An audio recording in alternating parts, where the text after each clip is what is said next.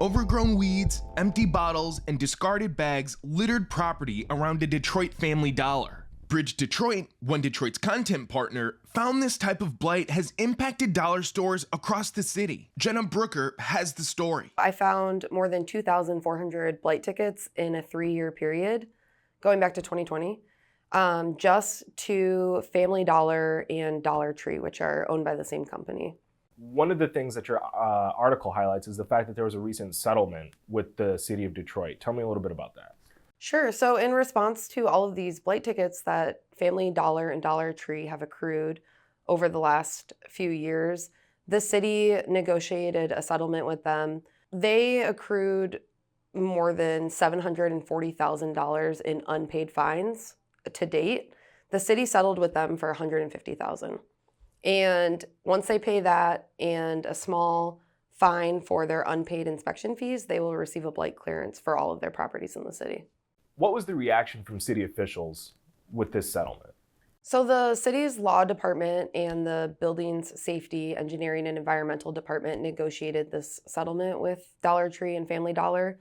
And they said that they negotiated $150,000 because it allowed the city to get some money from the company, but not have to go through this arduous process of litigating all of these 2,400 blight violations. In a statement to BridgeDetroit, a Dollar Tree spokesperson said Detroit shoppers rely on their stores and it's committed to offering a clean and safe environment. Brooker's report said Dollar Tree disputes some of the unpaid inspection fees, fines, invoices, violations, and judgments. Dollar Tree declined to comment on the specifics of the settlement to BridgeDetroit. Not all elected officials in the city were okay with the settlement. One is calling for a halt on opening new dollar stores. Councilmember Angela Whitfield Callaway has requested a temporary moratorium on building new dollar stores while City Council figures out what needs to be in place to lessen the harm that they're causing on the community. Whitfield Callaway also wants to see more fresh food in these stores. One of the things that she's thinking about is requiring all dollar stores to dedicate 10% of their retail space to fresh produce. And so that's something that other cities as well have done, 10 to 15% of their retail space for food. Other cities around the country have these requirements because of what's known as the dollar store effect.